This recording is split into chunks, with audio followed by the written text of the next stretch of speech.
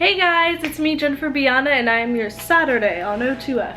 And this week we're doing Good Friday week. Y'all, I don't even know. I'm Jewish. I don't know what Good Friday is. I don't know what Good Friday is. I'm Jewish. But we're doing something good this week. It just like whatever this week we're doing, it just has to revolve around being good and doing good. I wanted to do a story time, so I was gonna talk about a time that someone did something good or nice to me, a complete stranger, which honestly in this world, in this little cruel world we have going on, it's just so hopeful to find niceness in people, especially when they're strangers. It's just so hopeful to find someone that does something for you without wanting or needing anything in return. This is what this story time is, and I'm pretty sure it's gonna be kind of short, but I was a little girl. I ranged from the ages 9 to 12. I was around then. I was still in elementary school, and I was just around that age range.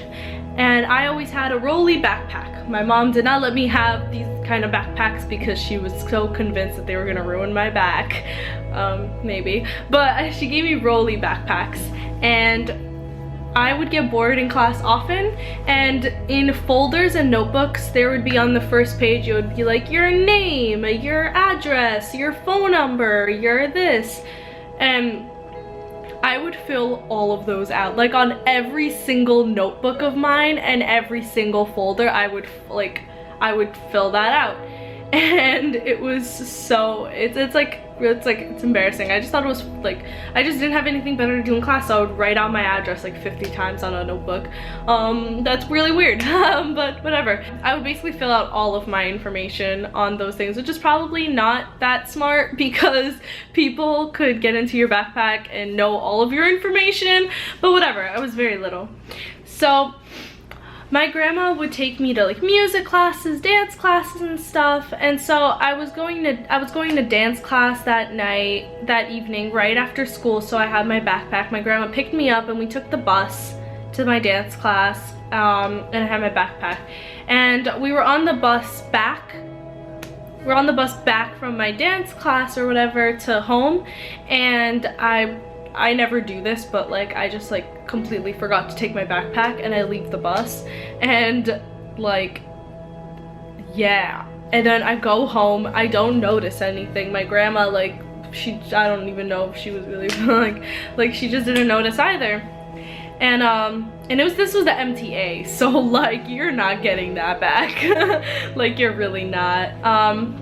And I get home, and then I realize that I don't have my backpack, and I start crying, and then I'm like, oh my god, all my important notes. I thought like elementary school I had important notes, but like all my important notes, all of my books, like everything, like oh my god. And I was crying so hard because I think there were textbooks in there and stuff too. Like I have my life. I carry my life in my book bags. In my bags I carry my life.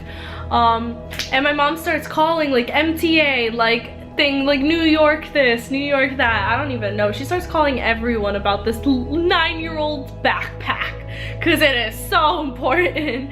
But it was important to me. I don't know. But my mom was like freaking out. She's just like, oh my god.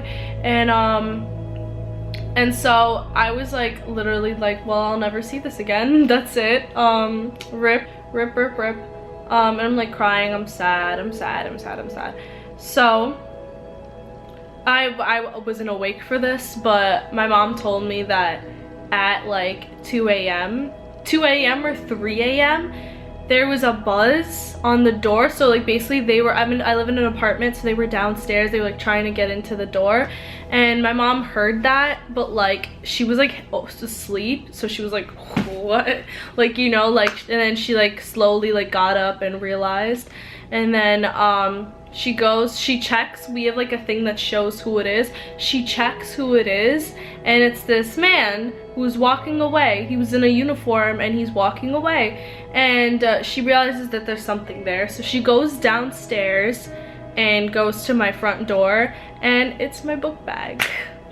It's my book bag right there. And he left, like he left expecting nothing, like not money. Like my mom would have paid him, like my mom would have given him money or like something, but he like left before she came down and like not expecting anything. And like it's like this middle-aged man that drives a bus, and he noticed that like a little girl's book bag is there, and he like looked through it to find like if there's some like form of like, I'd like to see where she lived or something. That sounds kind of creepy, but like he looked around to see who he could return it to, and he looked at my folders and he found it. And like it's just like, what a sweet man. Like that's so nice, because it's not like an iPhone, you know, I don't know, it's just a little girl's book bag. And he returned it, and my mom like will honestly never forget this, because like not a lot of people do nice things. Usually a lot of people do shitty things, bad things. So that's just like a reminder to always be nice and always help others, because it could really change their lives. Like honestly, like, this sounds so small, but he taught me the biggest lesson ever. And I don't know this guy, like he doesn't even know that he impacted my life that much, that like so many years later we remember it. Yeah, that's all I have to say. I'm like literally gonna start crying over this like random story. Like, Jennifer, relax, like relax. But always help other people out, be nice, be a good person. There's so many bad people in this world, just try not to be one of them. Alright guys, thanks for watching this little story time. That wasn't even that really interesting or funny or anything, but good. It's a good story. It's a good guy. If anyone knows this bus driver, tell him my deepest regards. And then he changed my life. Okay. Alright, see you next Saturday guys. Thanks for watching.